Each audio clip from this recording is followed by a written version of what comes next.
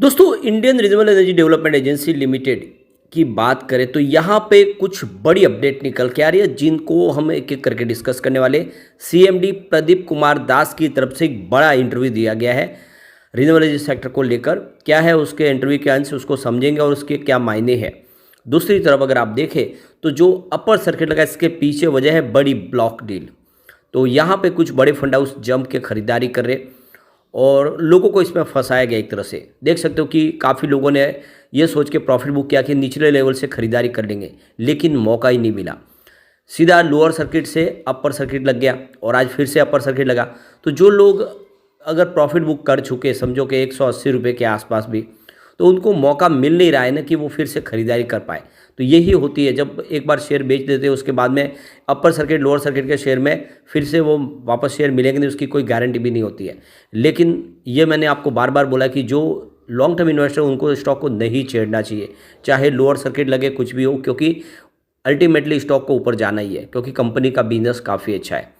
तो यहाँ पर उन सारी बातों को समझेंगे इस वीडियो के माध्यम से। लेकिन फ्रेंड उससे पहले अगर आप पहली बार हमारे चैनल पे आए तो चैनल को सब्सक्राइब कर दीजिए, एक बेल आइकॉन दबा दीजिए ताकि जब भी नया वीडियो बने पहला नोटिफिकेशन आपको मिले। वीडियो पसंद आए तो लाइक से जरूर कीजिए। चलो फ्रेंड्स वीडियो स्टार्ट करते हैं। मैं हूँ आपका दोस्त एसपी दवे और हमारे अपने चैनल ऑनलाइन कमाई में आपका बहुत बहुत स्वागत है। तो सबसे पहले बाजार की बात कर ले। आज बीएसई सेंसेक्स 72,050 के स्तर पे क्लोजिंग दिए जहाँ पे 227 पॉइंट की तेजी थी, यानी 0.32% की तेजी। अब बाजार ने क्लोजिंग बिल्कुल वहीं पर दिए जहाँ से आज बाजार की शुरुआत हुई थी। बीच में कुछ अप डाउन देखने को मिला लेकिन फाइनली वहीं पर सेटल हुआ है और बाजार में कुछ तेज़ी जरूर देखने को मिली है। और आप देखें उतनी ही लगभग तेज़ी यहाँ पे बीएसई फाइनेंशियल सर्विस में भी थी। 10,204 के स्तर पे 69 पॉइंट की तेज़ी, यानी 0.69% की तेज़ी। लेकिन इसके बीच में जो चिंताजनक बात है कि आज एफआईआई ने फिर से भारी बिकवाली कर दी है। आज एफआई ने 13,657 करोड़ का नया इन्वेस्टमेंट किया है, लेकिन सामने 16,722 करोड़ की बिकवाली कर दी है। तो उनकी जो बिकवाली का आंकड़ा है वो 3,064 करोड़ निगेटिव है। वैसे बाजार को संभाला है आज डीआई ने। आज 11,891 करोड़ का उन्होंने फ्रेश इन्वेस्टमेंट किया, सामने 9,615 करोड़ की उन्होंने बिकवाली की। तो उनकी खरीदारी है वो 2,276 करोड़ पॉजिटिव है।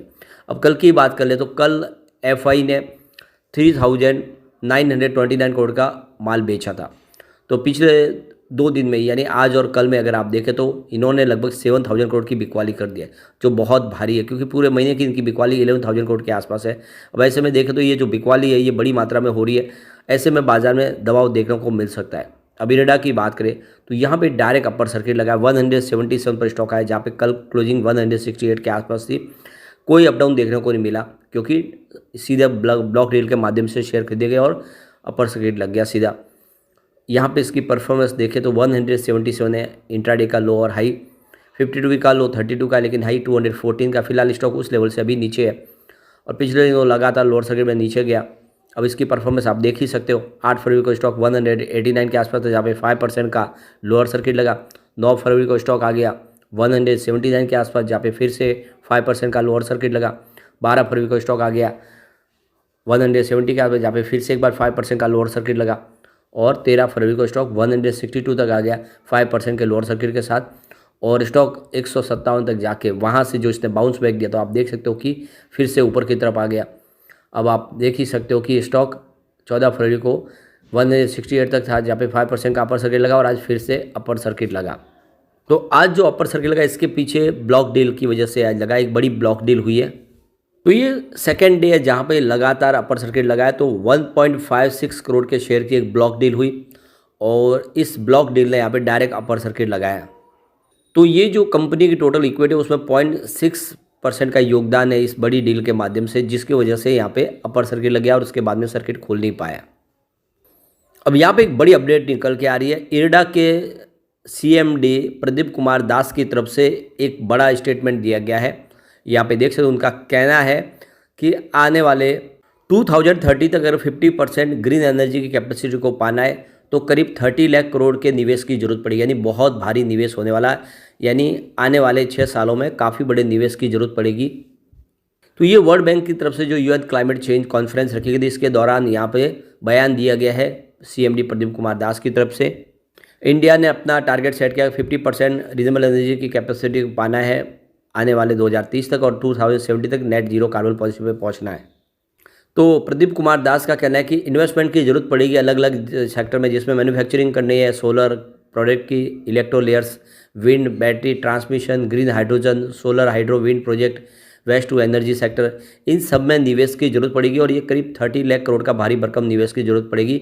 तो ये जो एक ऑर्गेनाइजर की गई थी, एक वर्ल्ड बैंक की तरफ से जो ये कॉन्फ्रेंस ऑर्गेनाइज की गई थी, जिसमें इन्होंने ये बयान दिया है।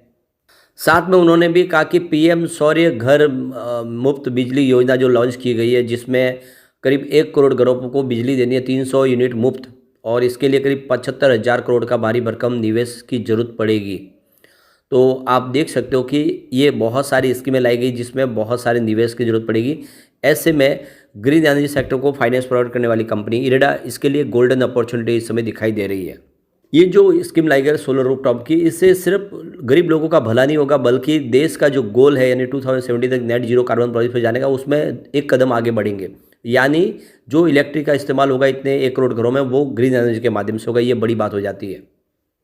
अब अपना इंडिया ने गोल सेट कर दिया कि आने वाले 3 सालों में 3rd लार्जेस्ट इकोनॉमी बनना है इंडिया को, और इसके लिए इस समय पावर सेक्टर में अपनी जो भी डिपेंडेंस है उसको कम करना होगा। यानी जो फ्यूल इंपोर्ट किया जाता है 85% फ्यूल इंपोर्ट किया जाता है उसको कम करना होगा। इसके लिए ग्रीन हाइड्रोजन बनाना होगा। ऐसे में आने वाले समय जो डिमांड है हमारी इलेक्ट्रिसिटी की, वो रिन्यूएबल एनर्जी के माध्यम से अगर पूरी होगी तो इंडिया जल्द से जल्द तीसरी बड़ी इकोनॉमी बन सकता है। यहाँ पे गौर करने वाली बात है कि इस समय कंपनी मिनी रत्न है जो बहुत जल्द नवरत्न बन सकती है, क्योंकि इसकी आप देखें तो कोशिशें जारी है। सीएमडी की तरफ से भी कहा गया है कि जल्दी हमें नवरत्न का दर्जा हासिल हो जाएगा। ऐसे में कंपनी को आज़ादी से अपने कारोबार करने को बहुत सारा फ्रीडम मिल जाएगा। वो कुछ बहुत सारे प्रोजेक्ट है जो सरकार से पूछे बगैर भी कर पाएंगे। इस समय भी इनका पोर्टफोलियो देखें तो प्राइवेट सेक्टर में बहुत ज़्यादा है। ग्रीन एनर्जी सेक्टर में हर तरह के फंड प्रोवाइड करने का कंपनी काम करती है। बिजनेस लगातार बढ़ रहा है और जैसे कि सरकार ने इस समय बहुत सारी स्कीमें लाई गई जिसकी वजह से ग्रीन एनर्जी सेक्टर में तेज़ी की संभावना बनेगी। अब आने वाले समय जो सरकार है वो भी रिपीट होने की संभावना बनी हुई है। ऐसे में ये जो इंफ्रा के ऊपर जिस तरह से फोकस रखा गया, चाहे रेलवे इंफ्रा हो या फिर ग्रीन एनर्जी को आगे बढ़ाने का कामकाज हो, वो आगे भी बढ़ता रहेगा और ऐसे में इसकी प्राइस डेफिनेटली बढ़ेगी। ऐसे में लॉन्ग टर्म इन्वेस्टर के लिए अच्छा मौका है कि इस समय आप इरेडा में निवेश कर ले। भले ही लोअर सर्किट अपर सर्किट लगे, उससे आपको डरना नहीं है। इसमें आप लंबे समय के लिए बने रहिए, आपको मालामाल कर सकता है। अब एक बार पिवोट लेवल को चेक कर ले तो यहाँ से अगर गिरावट होती है तो 158 का पहला सपोर्ट है, ये टूटा तो 148 तक स्टॉक जा सकता है। अब गिरावट और हुई तो फिर 142 तक जा सकता है। ये तभी पॉसिबल है जब बाजार में काफ़ी बड़ी गिरावट हो, वरना लोअर सर्किट के दौर में तो इसने देख लिया कहाँ तक ये जा सकता है। और ये ऑलरेडी मैंने पहले भी कहा था कि 150 के आसपास ये बाउंस बैक होगा, बिल्कुल वैसे ही हुआ, इसने एक बाउंस बैक दे दिया है। अब ऊपर की तरफ मूव करने में 174 का फर्स्ट रेजिस्टेंस है जिसके आसपास स्टॉक है। सेकंड रेजिस्टेंस 180 का, इसको पार कर लिया तो 190 तक जाएगा और मुझे लग रहा है कि जल्दी अपनी पुरानी हाई को तोड़ के नई हाई बनाएगा। तो दाव आपको लगाना चाहिए इरेडा में लॉन्ग टर्म के लिए। लेकिन फ्रेंड, कोई भी इन्वेस्टमेंट करने से पहले अपने फाइनेंशियल एडवाइजर से बड़े ले ले या अपना खुद का रिसर्च करें, क्योंकि मैंने वीडियो आपके एजुकेशनल पर्पज़ के लिए ही बनाया। वीडियो पसंद आए तो लाइक से जरूर कीजिए और चैनल को सब्सक्राइब कर दीजिए। Thank you friends.